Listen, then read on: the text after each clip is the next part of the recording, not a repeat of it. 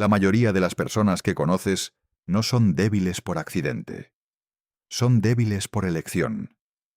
Y lo más devastador no es esa debilidad en sí misma, sino que han aprendido a llamarla de otra manera. La llaman lealtad, la llaman amor, la llaman humildad. Y mientras siguen poniéndole nombres bonitos a su propia parálisis, el tiempo avanza, los años pasan, y aquello que alguna vez fue un sueño se convierte en una historia que cuentan en pasado. Lo que iban a hacer, lo que podrían haber sido, lo que casi lograron. Tú lo has sentido.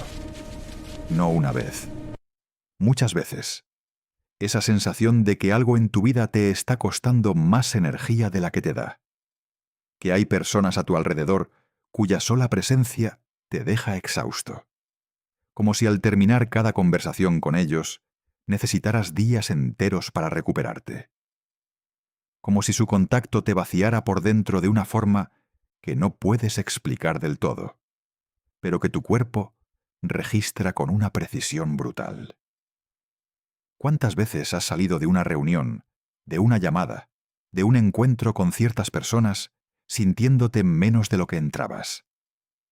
No físicamente golpeado, no insultado de frente, sino sutilmente reducido.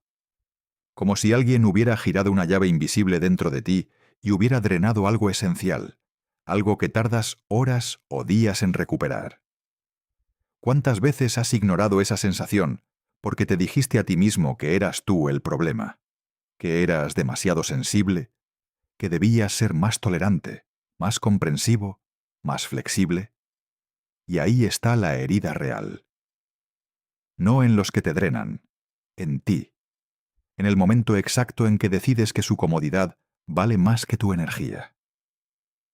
En el instante en que priorizas no incomodarlos a ellos sobre protegerte a ti mismo. La gente que te consume no lo hace siempre con gritos o con ataques directos. Lo hace con necesidad constante, con demandas disfrazadas de afecto, con críticas envueltas en preocupación, con presencia que pesa como plomo y que ocupa el espacio que debería pertenecer a tu crecimiento, a tu claridad, a tu poder. ¿Sabes lo que distingue a las personas que realmente triunfan de las que siempre están a punto de hacerlo? No es el talento, no es la oportunidad, no es siquiera la inteligencia. Es lo que eliminan. En silencio, sin anunciarlo, sin pedirle permiso a nadie, sin necesitar el aplauso de la galería, las personas más fuertes del mundo desarrollan una capacidad que pocos nombran, pero todos los que ganan de verdad practican. La capacidad de cortar, de soltar, de eliminar con la misma precisión quirúrgica con la que un escultor le quita mármol a la piedra para revelar la figura que ya estaba ahí. Hoy vas a descubrir las 7 cosas que la gente verdaderamente fuerte elimina en silencio antes de triunfar. No son 7 consejos motivacionales. No son 7 pasos para sentirte bien contigo mismo durante 48 horas antes de volver a los mismos patrones. Son 7 verdades que han sido practicadas por los líderes más implacables de la historia, estudiadas por los psicólogos más agudos del siglo XX y que la mayoría de las personas evita con desesperación porque aplicarlas requiere algo que el mundo moderno ha olvidado cómo valorar: la disposición a ser malentendido por hacer lo correcto. Esto no es para todo el mundo. Si buscas validación, si necesitas que te digan que todo va a estar bien sin cambiar nada, cierra este video ahora. Pero si estás listo para ver con claridad lo que te han estado costando años de tu vida, quédate, porque lo que viene va a remover algo en ti. Si estás listo, escribe "soy inamovible" en los comentarios. Que esas palabras queden escritas, que sean un compromiso. Durante miles de años, el conocimiento que estás a punto de recibir no fue democratizado. No existía en libros de autoayuda ni en cursos digitales. Era transmitido en silencio, de mentor a estudiante seleccionado, de general a sucesor elegido. de filósofo a discípulo, capaz de soportar la verdad sin huir de ella. Los estoicos romanos lo codificaron en cartas que tardaron siglos en ser traducidas. Los estrategas militares de Asia lo aplicaron en decisiones que cambiaron el curso de civilizaciones enteras. Los grandes líderes políticos de Europa lo practicaron mientras el mundo los observaba sin entender exactamente qué hacían diferente. Este conocimiento fue suprimido no por conspiración, sino por algo más mundano y más peligroso: conveniencia social. Porque las verdades que estás a punto de escuchar incomodan a quienes se benefician de tu confusión, de tu duda, de tu disponibilidad infinita para ser consumido sin protestar. Una persona que sabe exactamente qué eliminar de su vida es una persona extraordinariamente difícil de manipular. Y eso, en un mundo construido sobre la manipulación de masas, resulta incómodo para muchos.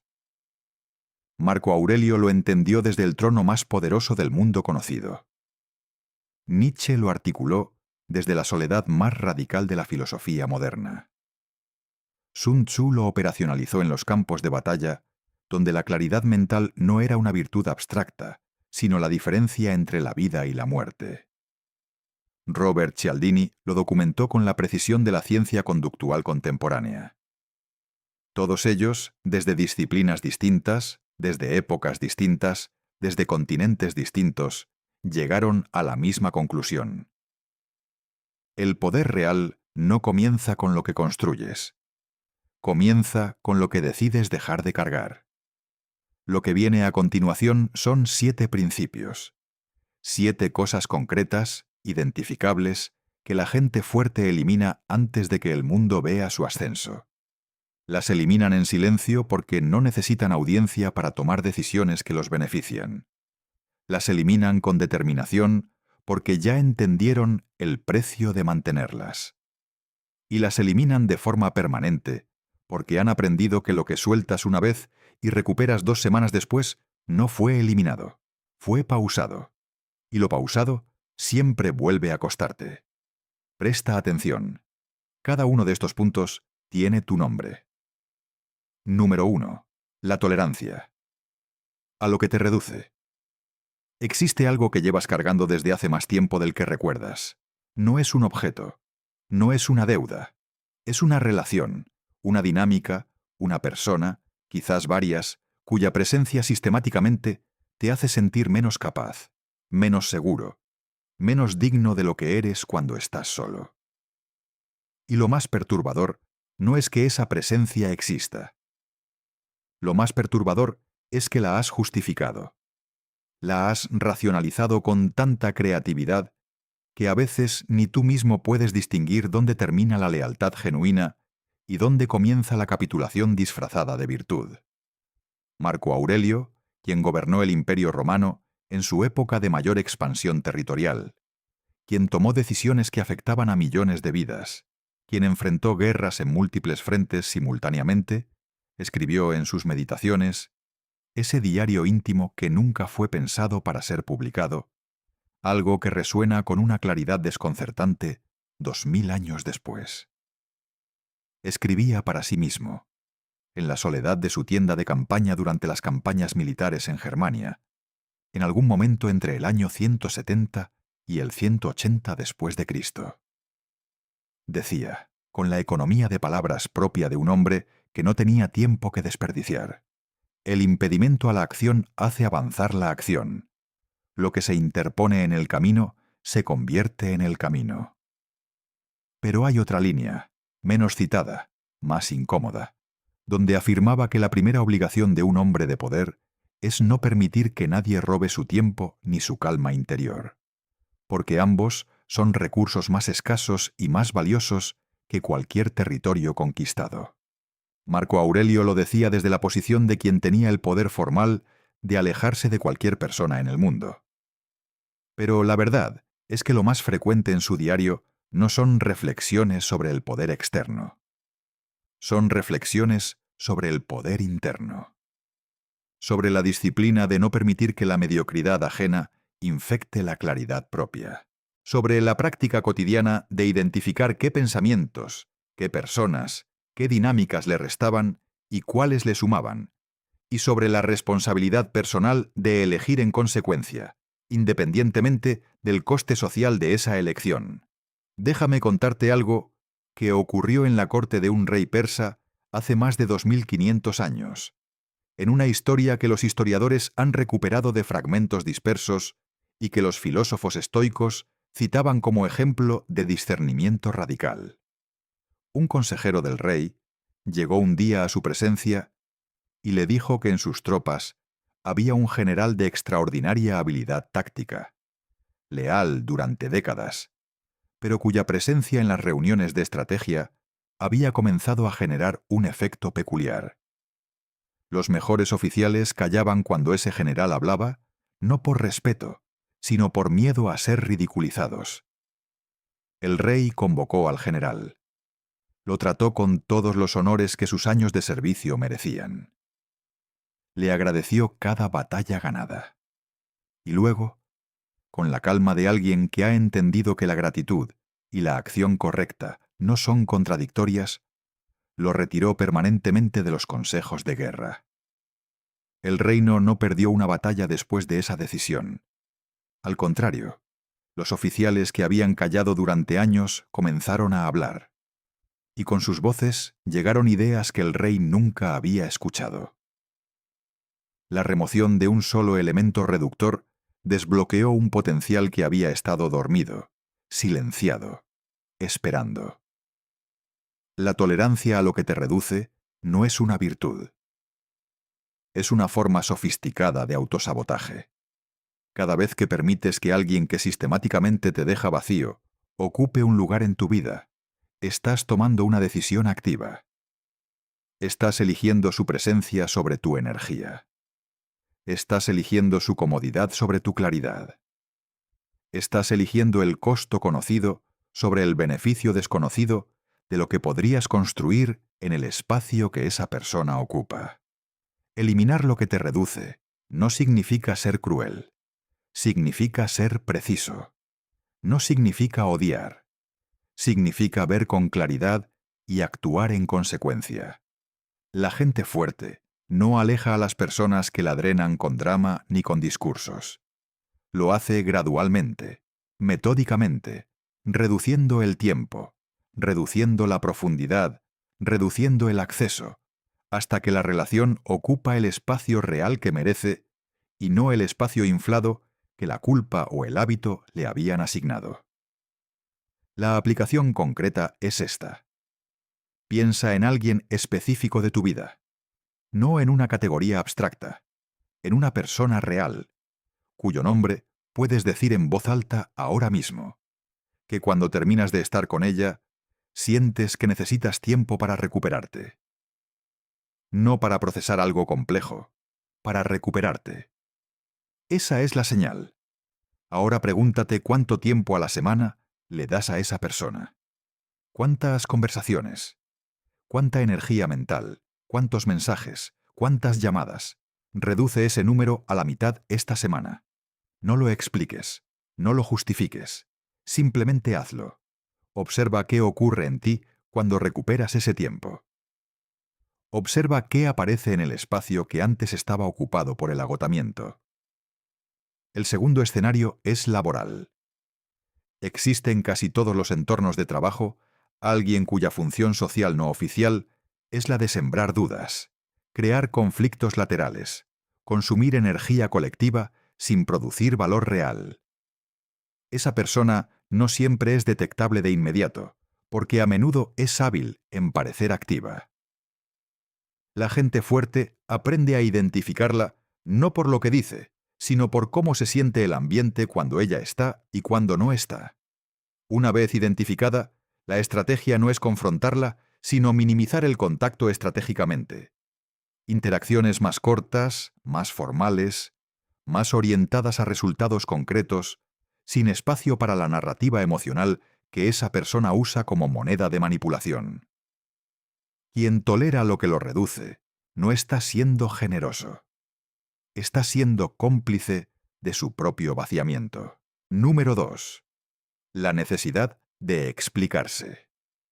Hay una trampa en la que caen casi todas las personas con conciencia moral elevada, con inteligencia emocional desarrollada, con genuino deseo de ser comprendidas. Y esa trampa tiene un nombre preciso: la compulsión de justificarse, de explicar sus decisiones, de construir argumentos detallados para defender elecciones que, en el fondo, no requieren defensa, de buscar, con una desesperación que a veces ni ellas mismas reconocen, la aprobación de personas que en realidad no son árbitros legítimos de sus vidas. Friedrich Nietzsche, en uno de los pasajes más crudos de Así habló Zaratustra, publicado entre 1883 y 1885, cuando él mismo atravesaba un periodo de aislamiento radical y rechazo intelectual por parte de sus contemporáneos, escribió algo que los académicos han discutido durante décadas, pero que su significado más directo es devastadoramente simple. El hombre que necesita que le crean no cree en sí mismo. El contexto importa aquí. Nietzsche no tenía posición universitaria. Había renunciado a su cátedra.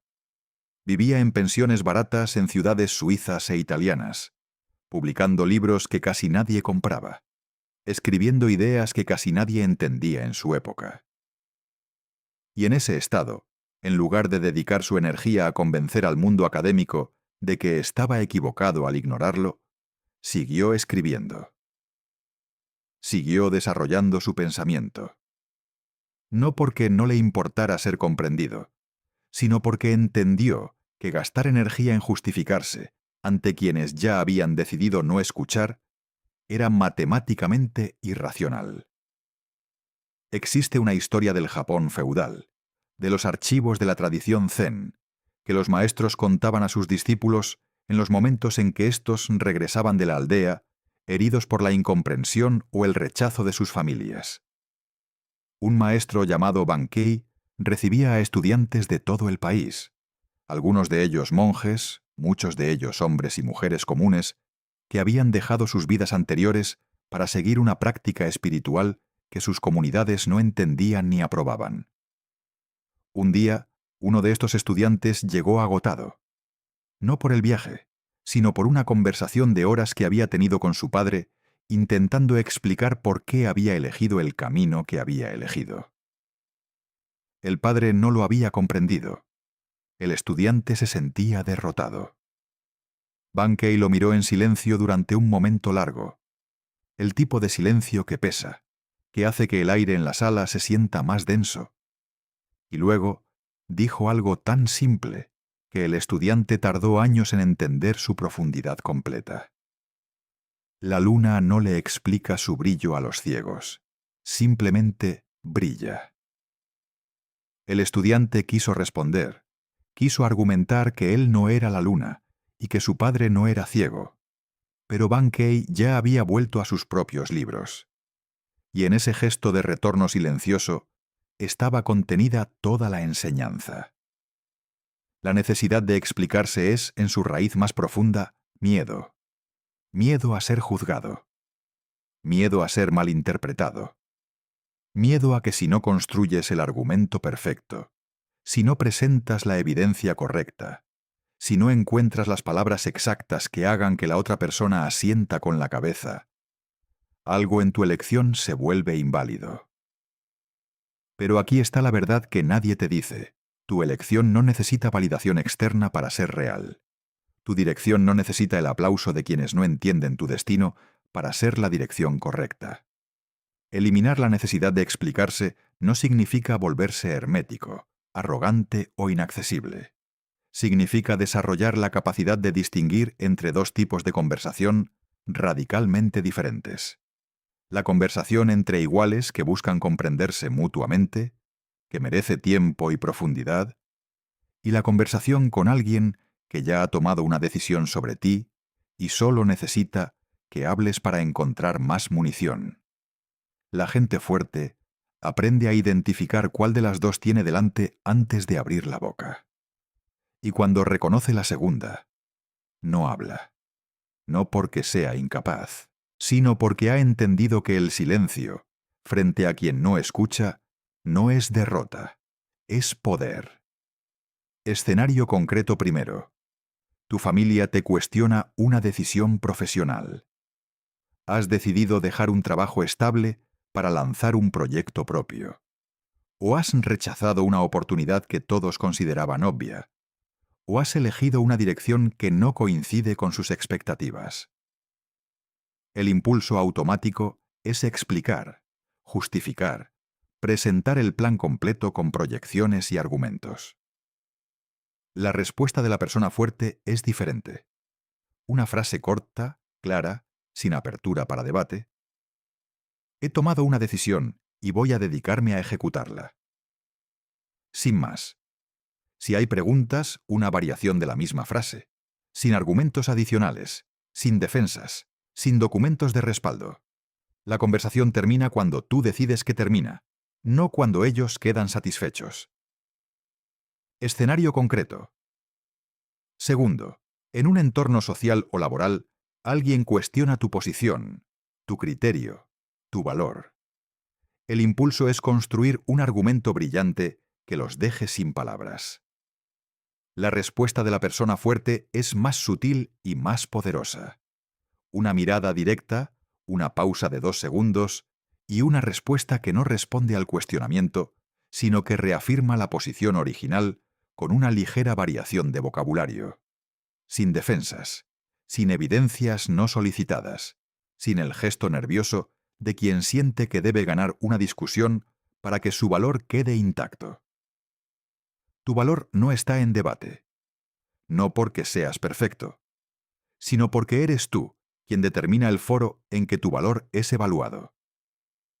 Y la gente fuerte elige ese foro con cuidado.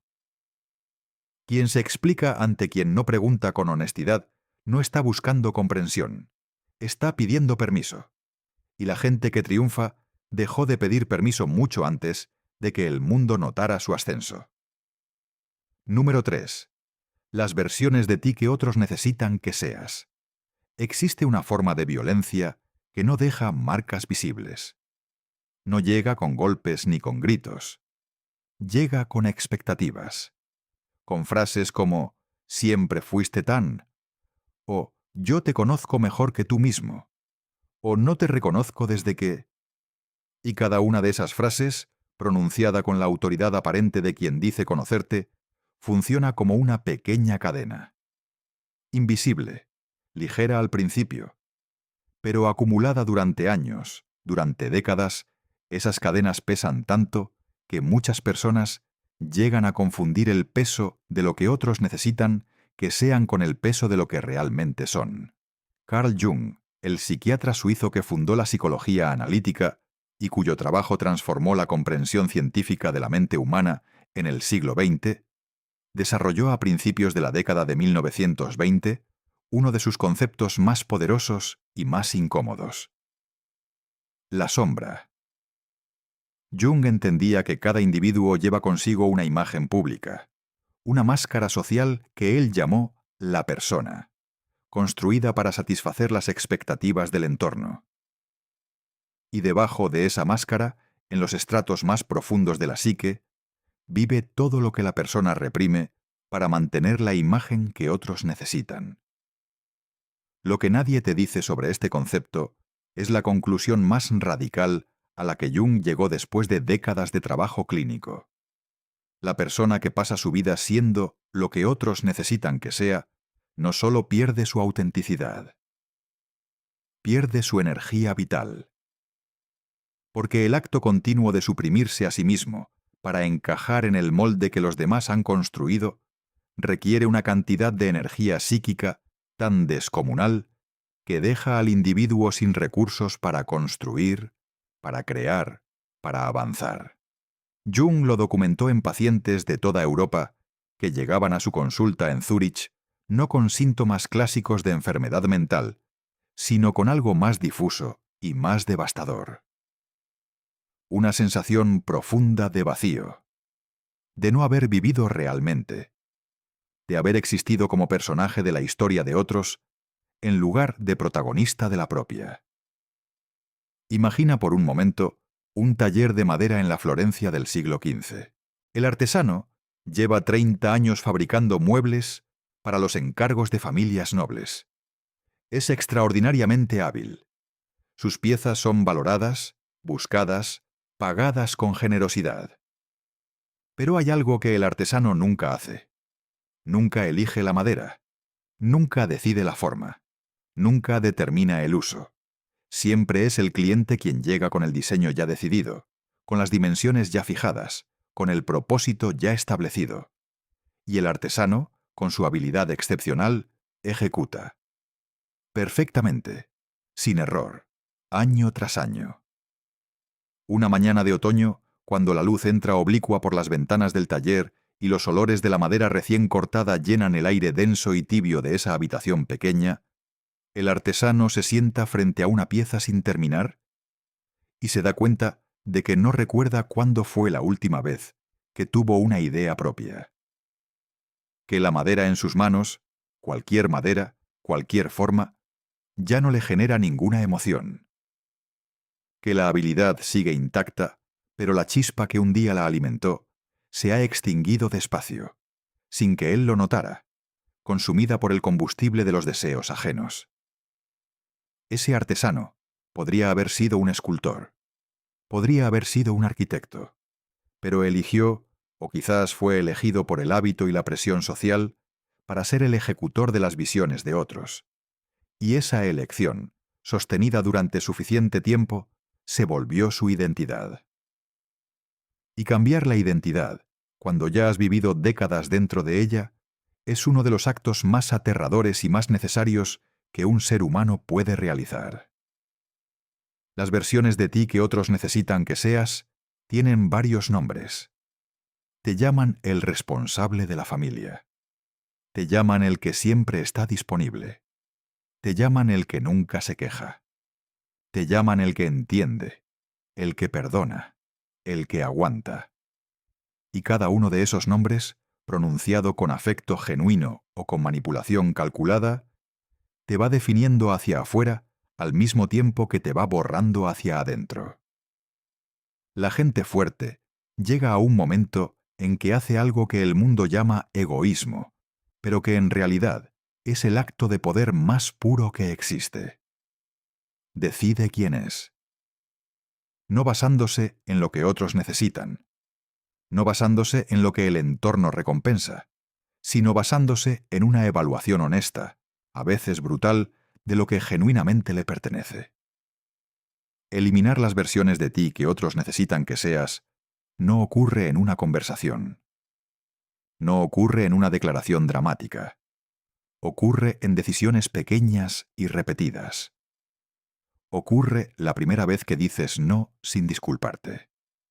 Ocurre cuando dejas de ajustar tu comportamiento en función de la reacción esperada del cuarto. Ocurre cuando permites que alguien se decepcione de ti sin correr a reparar esa decepción.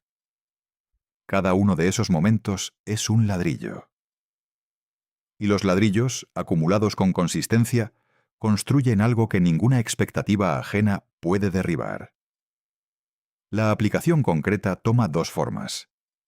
Primera, identifica el rol que más frecuentemente juegas en tus relaciones más cercanas. ¿Eres siempre el que resuelve? ¿El que escucha sin ser escuchado? ¿El que cede para mantener la paz?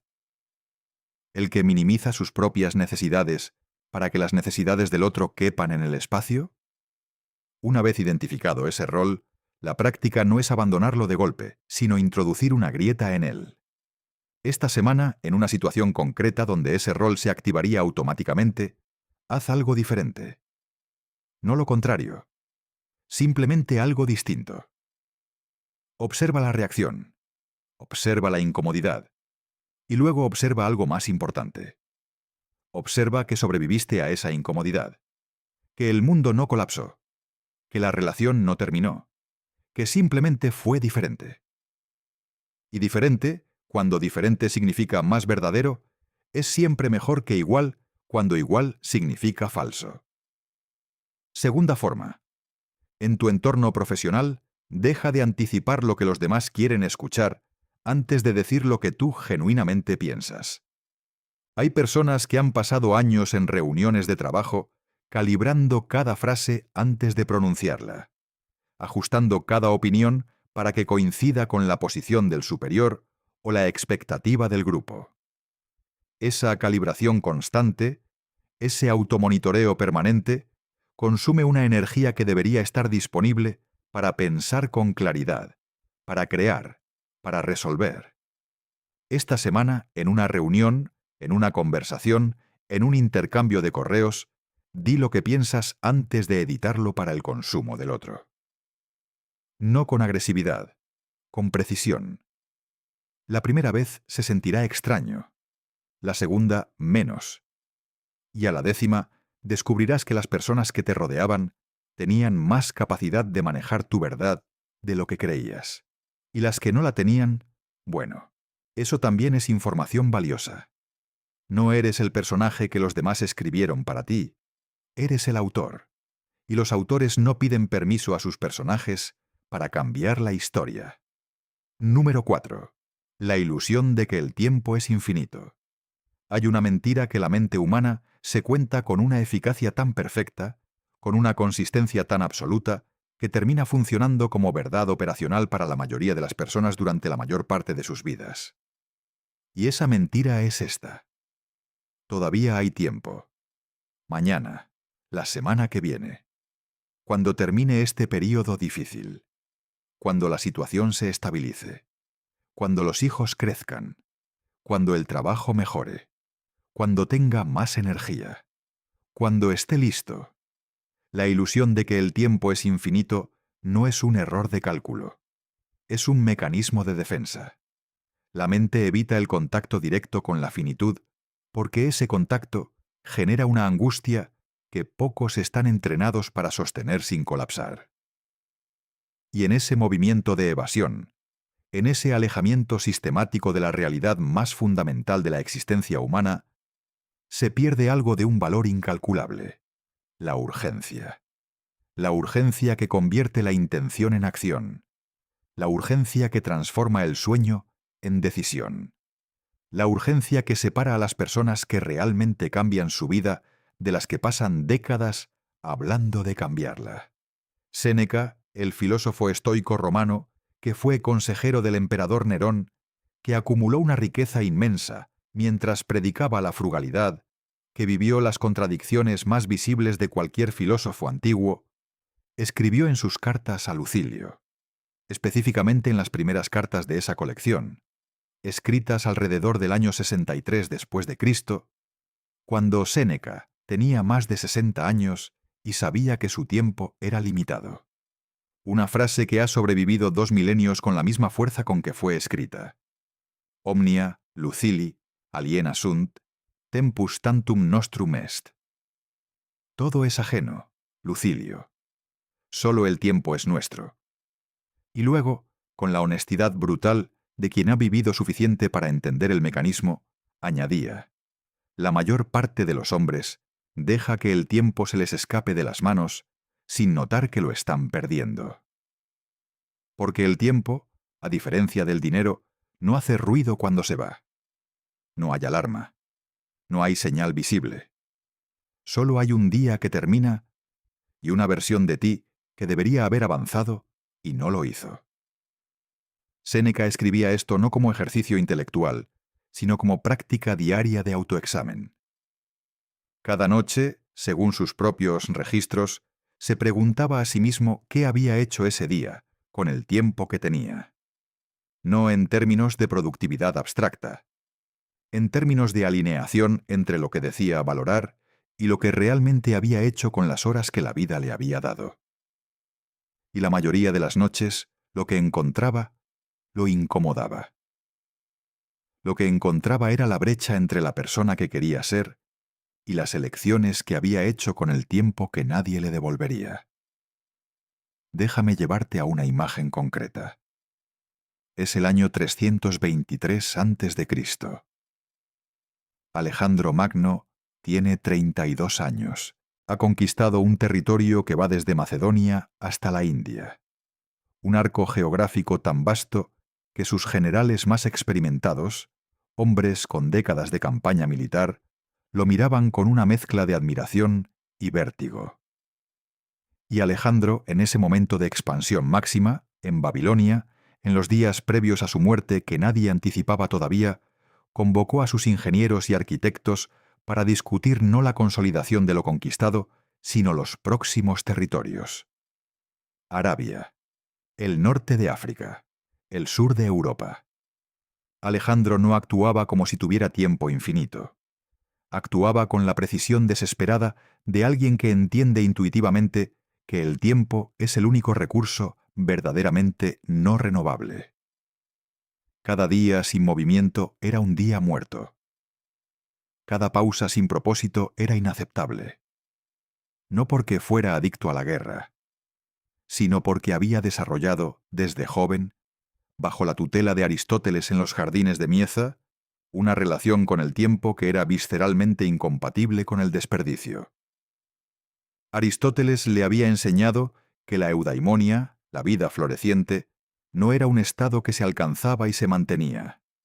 Era el resultado continuo de la acción alineada con el propósito. Y la acción requería tiempo. Y el tiempo, por definición, se agotaba. Alejandro murió a los 32 años. Pero los territorios que conquistó, las ciudades que fundó, las rutas comerciales que abrió, los intercambios culturales que generó, tuvieron consecuencias que se extendieron durante siglos. No porque viviera mucho, sino porque vivió como si cada hora fuera la última disponible para hacer lo que había venido a hacer. Eliminar la ilusión de que el tiempo es infinito no es convertirse en una persona ansiosa que corre de urgencia en urgencia sin detenerse a respirar. Es exactamente lo contrario. Es desarrollar la claridad suficiente para distinguir lo que merece tu tiempo de lo que no lo merece. Es la capacidad de decirle no a lo intrascendente con la misma velocidad y la misma certeza con que le dices sí a lo que importa. Quien vive como si el tiempo fuera infinito, lo desperdicia en cualquier cosa. Quien vive como si el tiempo fuera escaso, lo invierte con una precisión que el mundo exterior interpreta como disciplina extraordinaria, pero que por dentro se siente simplemente como coherencia. Hay otra perspectiva que amplía este principio más allá de la muerte física. William James, el psicólogo y filósofo americano, considerado el padre de la psicología funcional, escribió a finales del siglo XIX que la mayor tragedia de la existencia humana no era la muerte, sino la vida no vivida. Que la mayoría de los seres humanos llegaba al final de su existencia con un inventario de lo que no hicieron más largo que el de lo que hicieron. Y que ese inventario no se construía en los momentos grandes de renuncia dramática. Se construía en los momentos pequeños. En la hora que se fue en redes sociales en lugar de en el proyecto. En la conversación que se sostuvo por hábito en lugar de por elección. En el sí automático a compromisos que no valían el tiempo que costaban. La suma de esos momentos pequeños, acumulada durante años, es lo que James llamaba la vida aplazada. Y la vida aplazada, a diferencia de un proyecto aplazado, no tiene fecha de reanudación garantizada. La aplicación práctica de este principio existe en dos niveles. Primer nivel, el estructural. Esta semana haz una auditoría de tus últimas 48 horas. No en términos de productividad, sino en términos de alineación. ¿Cuánto tiempo invertiste en cosas que importarán en 5 años? ¿Cuánto tiempo se fue en cosas que no importarán ni en 5 días? No para juzgarte, para ver con claridad. Porque lo que no se mide no se gestiona. Y lo que no se gestiona se pierde por defecto. Segundo nivel, el relacional. Identifica qué personas en tu vida son consumidoras de tu tiempo sin ser generadoras de valor en ninguna de sus formas. No hablo de valor económico, hablo de valor en el sentido más amplio. Crecimiento, inspiración, desafío intelectual, conexión genuina, apoyo real, Personas cuya presencia en tu agenda te deja con la sensación de que ese tiempo podría haber sido diferente. Una vez identificadas, no las confrontes. Simplemente reorganiza el tiempo. Menos frecuencia, menos duración, más selectividad, sin drama, sin explicaciones. Con la silenciosa eficiencia de quien ya entendió que el tiempo no regresa. Cada hora que das a lo que no importa es una hora que le robas a lo que podría cambiar tu vida. Y nadie, ninguna persona, ninguna obligación social, ninguna expectativa ajena, vale ese precio. Número 5. El miedo al juicio de los mediocres. Hay una fuerza invisible que ha detenido más carreras, destruido más proyectos, silenciado más voces y enterrado más potencial que cualquier fracaso externo. No es la crítica de los expertos. No es la opinión de quienes han llegado más lejos que tú. Es el juicio de quienes nunca han intentado nada. El juicio de los mediocres. De los que observan desde las gradas y comentan el partido sin haber pisado jamás el campo. De los que tienen una opinión precisa sobre lo que tú deberías hacer con tu vida sin haber hecho nada particularmente memorable con la suya. Y lo más perturbador de esta fuerza no es su existencia. Lo más perturbador es que funciona. Funciona porque algo en la arquitectura evolutiva del cerebro humano interpreta el rechazo social como una amenaza a la supervivencia. Durante cientos de miles de años, ser expulsado del grupo significaba la muerte. El cerebro no distingue todavía, en sus capas más antiguas, entre el rechazo tribal que amenazaba la vida física y el juicio social contemporáneo que amenaza únicamente el ego. Y en esa incapacidad de distinguir, en esa confusión neurológica ancestral, millones de personas detienen sus vidas para evitar un malestar que no les causaría ningún daño real si lo atravesaran. Nietzsche abordó este mecanismo con una ferocidad intelectual que sigue siendo difícil de sostener sin incomodarse. En La Gaia Ciencia, publicada en 1882, en un período de su vida en que era completamente ignorado por la Academia Filosófica Alemana y sus libros se vendían en cantidades que él mismo describía como humillantes, escribió sobre el concepto que llamaba la moral del rebaño. No lo llamaba así como insulto. Lo llamaba así como descripción clínica de un fenómeno social observable. El rebaño, decía Nietzsche, no tolera al individuo que se separa porque esa separación pone en evidencia la elección de los que se quedaron. El que se va hacia algo más alto no solo abandona el rebaño. Señala con su simple movimiento que quedarse era una elección y no una necesidad. Y esa revelación es intolerable para quienes necesitan creer que no había otra opción. Así que el rebaño juzga, critica, reduce. Inventa narrativas que explican el alejamiento del individuo en términos que lo desacreditan. Es arrogante, es frío, ya no es el mismo de antes, se cree más que nosotros. Cada una de esas narrativas cumple la misma función: hacer que la separación parezca un defecto del que se va y no una decisión lúcida que los que se quedan eligieron no tomar. Existe una historia del Japón del período Edo, transmitida en los archivos de los maestros del Camino del Guerrero, que ilustra este principio con una precisión que ningún argumento filosófico puede igualar en potencia sensorial. Un joven samurái, llamado Musashi, que llegaría a ser considerado el espadachín más grande de la historia japonesa, decidió a los 16 años separarse de todos los sistemas de entrenamiento establecidos y desarrollar su propio camino. Sus contemporáneos, otros jóvenes guerreros entrenados en las escuelas tradicionales, lo llamaban presuntuoso, lo llamaban ignorante. Decían que sin un maestro reconocido no era nadie, que su técnica era caótica, que su filosofía era confusa, que su estilo de vida errante era una forma de irresponsabilidad disfrazada de búsqueda espiritual. Musashi los escuchaba. No respondía. Se levantaba antes del amanecer en cualquier lugar donde hubiera pasado la noche, a veces en templos, a veces en campos abiertos bajo el frío húmedo de los inviernos japoneses, con el suelo helado bajo sus rodillas desnudas y el aliento visible en el aire gris de la madrugada, y practicaba. Solo, sin audiencia, sin validación, sin el aplauso de nadie que él pudiera escuchar. Y cuando llegó el momento de los duelos reales, cuando el juicio dejó de ser palabras y se convirtió en acero, Musashi no perdió un solo combate en toda su vida.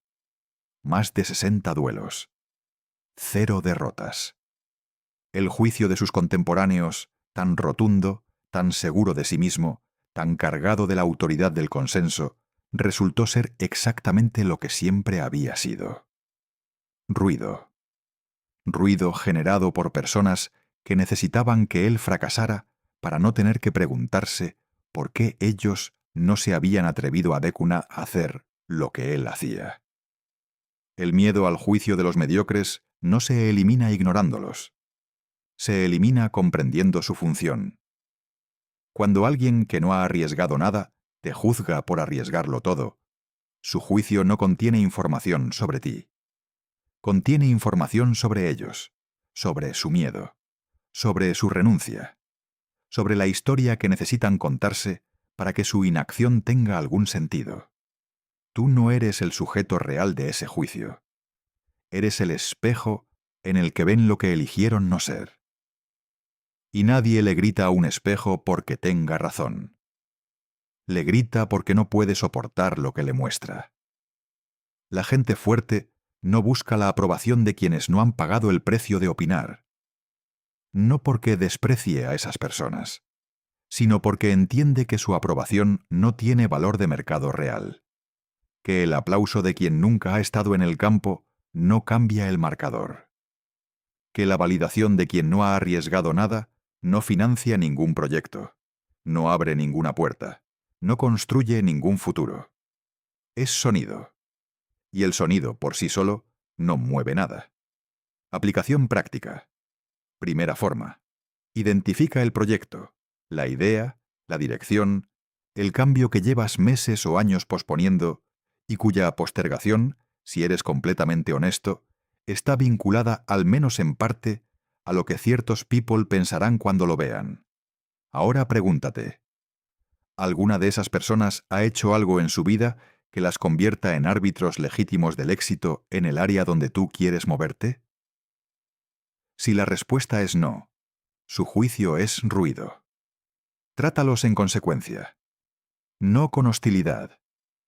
Con la misma atención que darías al sonido del tráfico cuando intentas concentrarte. Presente, audible, completamente irrelevante para lo que estás haciendo. Aplicación práctica. Segunda forma. La próxima vez que tomes una decisión importante, practica lo que podría llamarse el criterio del año. No te preguntes qué pensarán las personas de tu entorno esta semana. Pregúntate qué versión de ti mismo, dentro de un año, te habrá agradecido más. ¿La que tomó la decisión que importaba o la que evitó el juicio momentáneo de quienes no tendrán ninguna influencia real en tu vida dentro de 12 meses? La respuesta casi siempre es obvia. El problema no es no saber la respuesta. El problema es que saber no siempre es suficiente para actuar. Lo que falta es la práctica repetida de actuar a pesar del ruido. Y esa práctica, como todas las prácticas que valen algo, comienza con una decisión. Una sola. Hoy. Tu vida no es una actuación para la audiencia de quienes nunca se atrevieron a actuar. Es una obra que escribes con cada elección. Elige en consecuencia. Número 6. La dependencia emocional de la aprobación constante. Si el punto anterior hablaba del miedo al juicio externo como freno para actuar, este punto habla de algo más profundo y más insidioso. La necesidad activa, constante, casi compulsiva, de recibir señales positivas del exterior para sentir que el camino que estás tomando es válido.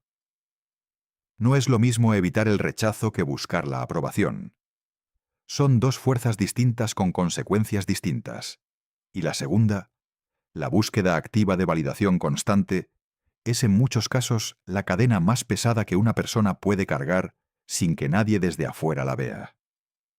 Viktor Frankl, el psiquiatra austriaco que sobrevivió 4 campos de concentración nazis, incluyendo Auschwitz, y que documentó esa experiencia en El hombre en busca de sentido, publicado en 1946, describió con una claridad que solo puede venir de quien ha visto lo más extremo de la condición humana: el mecanismo por el cual los prisioneros que sobrevivían psicológicamente al horror del campo eran invariablemente aquellos que habían encontrado una fuente de significado interna e inamovible, no dependiente de la aprobación de los guardias, no dependiente de la validación de los otros prisioneros, no dependiente de ninguna señal externa que, en ese contexto, podía ser retirada en cualquier momento con una arbitrariedad absoluta. Los que sobrevivían con su humanidad intacta eran los que habían desarrollado lo que Frankl llamó libertad interior. La capacidad de determinar su propio valor, su propio propósito, su propio sentido, desde adentro, sin necesitar que el mundo exterior lo confirmara, sin depender de que la circunstancia fuera favorable para sentir que valían algo. Frankl no desarrolló esta teoría en un escritorio de Viena. La observó en el barro, en el frío, en el hambre, en la degradación sistemática de Auschwitz. Y lo que encontró fue que la dependencia emocional de la aprobación externa no era solo psicológicamente dolorosa. Era letalmente peligrosa en condiciones extremas, porque hacía al individuo completamente vulnerable a la manipulación de quien controlaba el flujo de esa aprobación. Y aunque tu vida no es un campo de concentración, el principio opera con la misma mecánica en escala doméstica. Quien controla tu acceso a la validación que necesitas para sentirte bien contigo mismo, te controla a ti. Completamente, sin necesitar cadenas visibles. Existe una parábola de la tradición sufí, preservada en los textos del poeta Rumi del siglo XIII, que los maestros de esa tradición usaban para enseñar precisamente este concepto. Un hombre llegó a un pueblo nuevo después de haber viajado durante semanas. Era un músico extraordinario, alguien cuya habilidad con el laúd había generado admiración en cada lugar que había visitado. Esa noche, en la plaza central del pueblo, comenzó a tocar.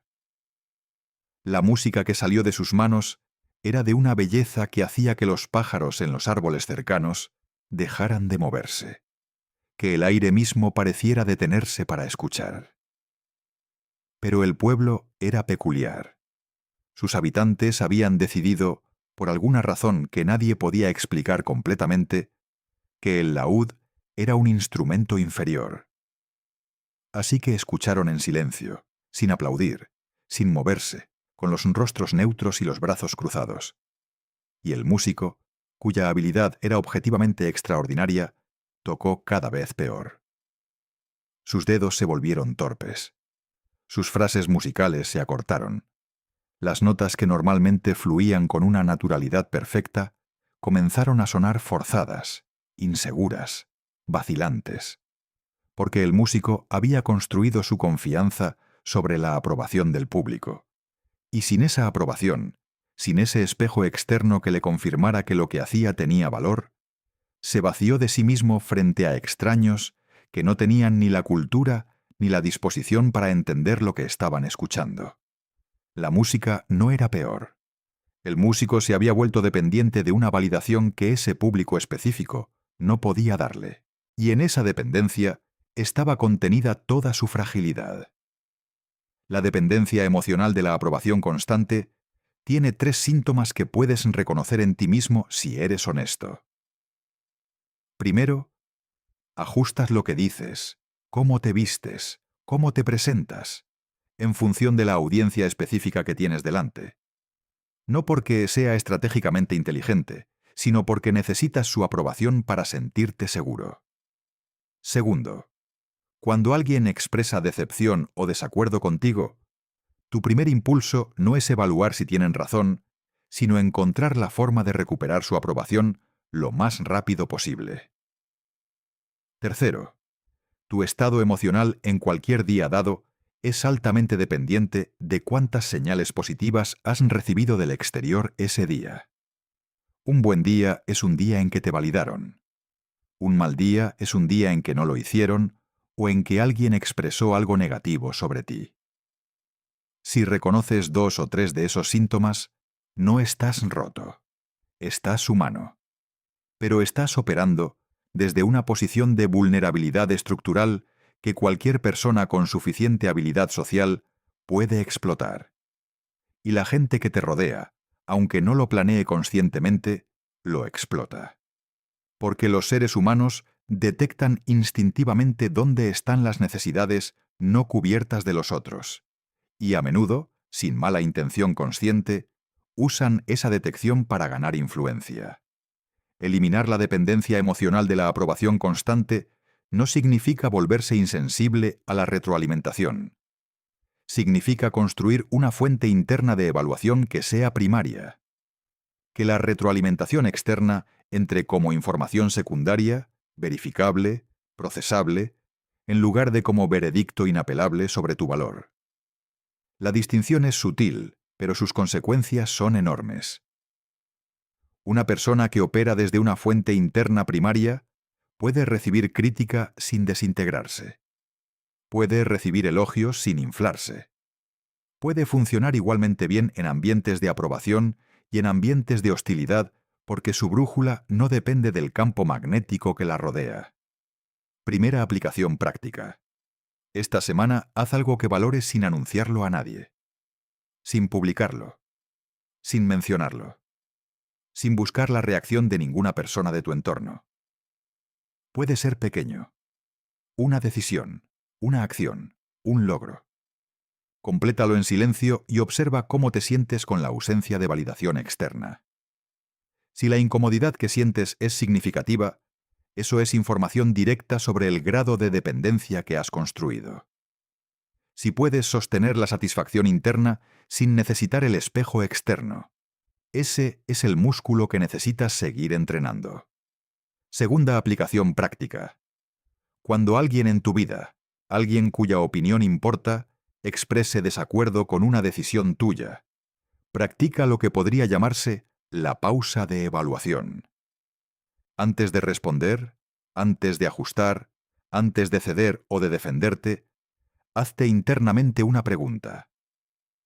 ¿Esta persona tiene información relevante que yo no tengo sobre este tema? ¿O simplemente tiene una preferencia diferente? Si tiene información relevante, escucha y actualiza tu posición. Si solo tiene una preferencia diferente, agradece cortésmente y mantén la tuya. Esa distinción entre información y preferencia, entre retroalimentación válida y presión social disfrazada de consejo, es una de las capacidades más poderosas que puedes desarrollar y también una de las más raras. Tu valor no aumenta cuando alguien lo confirma. No disminuye cuando alguien lo niega. Es constante. Y la persona que entiende eso en sus huesos, no solo en su cabeza, sino en el lugar donde se toman las decisiones reales, esa persona es prácticamente imposible de manipular. Número 7. La ficción de que el conflicto es el enemigo. Existe una creencia que se instala en las personas desde la infancia con la eficiencia de un virus bien diseñado. Se transmite en frases que suenan a sabiduría, pero que funcionan como cadenas. Frases como hay que llevarse bien con todos, no levantes la voz, no seas conflictivo, lo importante es mantener la paz. Y esas frases, repetidas con suficiente frecuencia por suficientes personas que las dicen con genuina convicción, producen adultos que confunden la paz con la ausencia de conflicto, y que pagan el precio de esa confusión durante décadas sin entender exactamente qué están pagando. La paz real, La paz que los grandes pensadores de todas las tradiciones han identificado como el estado más alto al que puede aspirar un ser humano. No es la ausencia de tensión. Es la presencia de integridad. Es el estado que resulta de haber dicho lo que necesitabas decir, de haber trazado las líneas que necesitabas trazar, de haber enfrentado lo que necesitaba ser enfrentado, aunque ese proceso generara incomodidad, aunque costara relaciones, aunque el camino hacia esa paz fuera temporalmente más ruidoso que el silencio de la capitulación. La persona que evita el conflicto a toda costa no está viviendo en paz. Está viviendo en una suspensión permanente de sí misma, acumulando en su interior todo lo que no dijo, todo lo que no enfrentó, todo lo que tragó para no incomodar a otros. Y esa acumulación tiene un costo que el cuerpo registra antes que la mente lo reconoce. Hay estudios en psicología clínica que documentan con una consistencia notable la correlación entre lo que los investigadores llaman conflicto evitado crónico y una serie de consecuencias que van desde la ansiedad generalizada hasta enfermedades autoinmunes. El cuerpo paga la deuda que la mente niega. Y mientras la persona sigue diciéndose a sí misma que es una persona tranquila, que no le gustan los problemas, que prefiere la armonía, su sistema nervioso está procesando una carga que nadie más ve, pero que va erosionando. Con la paciencia de la marea sobre la piedra, algo esencial en su capacidad de funcionar con plenitud. Konrad Adenauer, el canciller alemán que reconstruyó Alemania Occidental después de la devastación total de la Segunda Guerra Mundial, fue descrito por sus contemporáneos como un hombre de una frialdad casi desconcertante en las negociaciones. No porque fuera cruel, sino porque había desarrollado, en décadas de política en uno de los entornos más peligrosos del siglo XX, la capacidad de sostener el conflicto sin perder la claridad. Cuando los aliados presentaban condiciones que consideraba injustas para el proceso de reconstrucción alemana, Adenauer no cedía para mantener el ambiente agradable. Expresaba su desacuerdo con la precisión de un cirujano, sin drama, sin hostilidad innecesaria, pero con una firmeza que sus interlocutores aprendieron rápidamente a no subestimar. Sus propios asesores documentaron que frecuentemente salía de reuniones de negociación donde había generado incomodidad significativa con la misma calma con que entraba. No porque no sintiera la tensión, sino porque había decidido que la incomodidad temporal de decir la verdad valía más que la comodidad permanente de aceptar lo que no era justo. El resultado fue que Alemania negoció mejores condiciones de reconstrucción que casi ningún observador externo consideraba posibles. La disposición de un solo hombre a sostener el conflicto, en lugar de evitarlo, cambió el destino de millones de personas. Piensa en el agua. No en el agua quieta de un lago en calma, sino en el agua de un río que tiene un obstáculo en su camino. El río no rodea el obstáculo por educación. No lo evita porque prefiera la armonía. Lo enfrenta con la presión acumulada de todo su caudal. Y en ese enfrentamiento, ya sea que atraviese el obstáculo, lo erosione, o encuentre un camino alrededor, el río sigue avanzando. El agua que se detiene para no incomodar a la piedra no llega al mar. Se convierte en pantano. Y el pantano, a diferencia del río, no genera vida. Genera estancamiento. La gente fuerte ha entendido que el conflicto, cuando surge de la integridad y no del ego, cuando se origina en la necesidad de trazar una línea necesaria y no en el deseo de dominar, es un instrumento de clarificación. Clarifica relaciones. Clarifica límites. Clarifica quién está realmente de tu lado y quién solo estaba presente mientras eras conveniente. Un conflicto bien manejado limpia el aire de una relación con una eficacia que ninguna cantidad de cortesía superficial puede igualar. Y las relaciones que sobreviven a un conflicto honesto emergen de él más sólidas, más reales, más capaces de sostener el peso de lo que viene, que las relaciones que nunca fueron puestas a prueba porque ambas partes eligieron siempre el camino más suave. La aplicación concreta tiene dos dimensiones. Primera, hay algo que llevas tiempo sin decir a alguien en tu vida. No porque no lo pienses, sino porque anticipas la reacción y prefieres evitarla. Esta semana di esa cosa. No con crueldad, con la precisión de quien respeta suficiente a la otra persona para hablarle con verdad. Observa qué ocurre. En la mayoría de los casos, la reacción que temías será menos grave que la que imaginabas. Y en los casos en que sea tan grave como temías, habrás obtenido información que cambia tu comprensión de esa relación de una forma que habría tardado años en llegar por cualquier otro camino. Segunda dimensión. En tu entorno profesional, practica lo que podría llamarse el desacuerdo constructivo. Cuando tengas una perspectiva diferente a la del consenso del grupo, exprésala. No para ganar una discusión, para contribuir con la información que solo tú tienes desde donde estás parado. Las organizaciones que toleran el desacuerdo interno funcionan mejor que las que lo suprimen. Las relaciones que permiten la honestidad duran más que las que requieren actuación permanente. Y la persona que aprende a sostener el conflicto necesario sin perder ni la calma ni la claridad, se convierte en alguien a quien el entorno respeta con una profundidad que ninguna cantidad de amabilidad estratégica puede generar. La paz que viene después de haber dicho lo verdadero es diferente en su textura a la paz que viene de haber callado lo necesario. La primera es ligera. La segunda pesa, aunque nadie más pueda verlo. Ahora necesitas entender algo que conecta estos 7 puntos en una sola verdad que los trasciende a todos. No son 7 cosas separadas, son 7 manifestaciones del mismo principio fundamental. Y ese principio es este: el poder real, el tipo de poder que construye vidas que importan, que genera resultados que duran, que produce personas que el mundo recuerda no por lo que tuvieron, sino por lo que fueron. Ese poder no se construye añadiendo. Se construye sustrayendo. Cada cosa que eliminas con precisión y con intención es un paso hacia la versión de ti mismo que ya existe pero que está enterrada bajo capas de tolerancias no elegidas.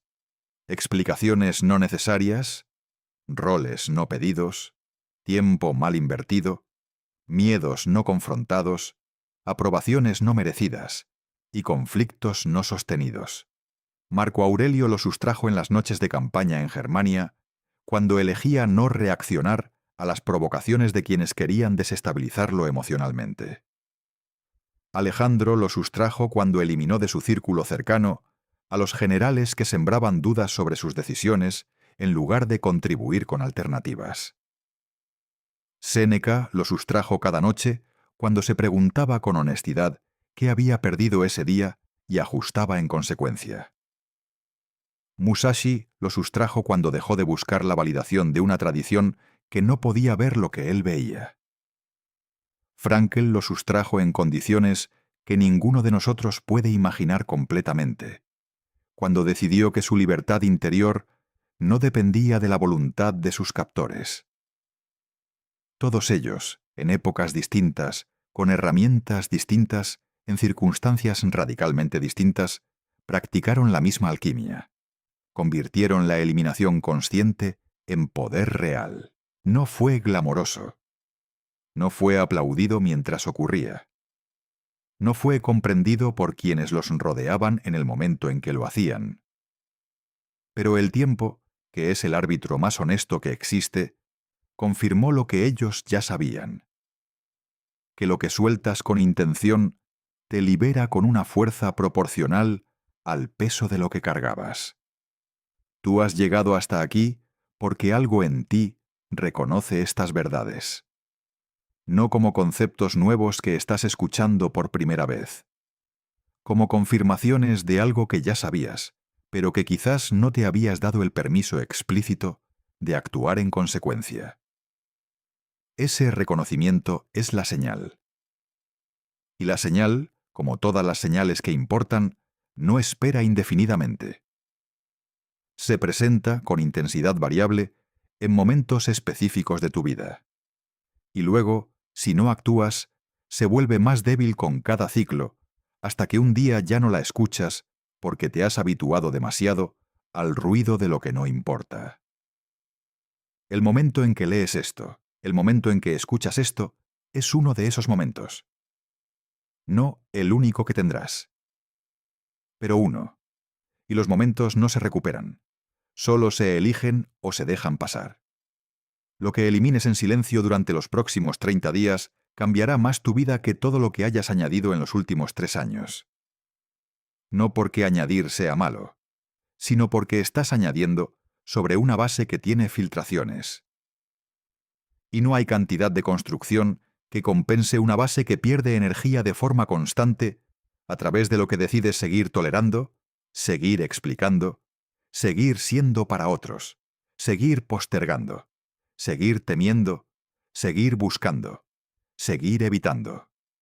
Cierra una puerta hoy, una sola, con calma, con certeza, sin necesitar que nadie entienda por qué. Y observa lo que aparece cuando el espacio que esa puerta ocupaba queda disponible para algo que sí merece estar ahí. Ese es el comienzo. No de una versión mejorada de quien eres ahora, de quien ya eras antes de que el mundo te enseñara a cargar lo que nunca fue tuyo.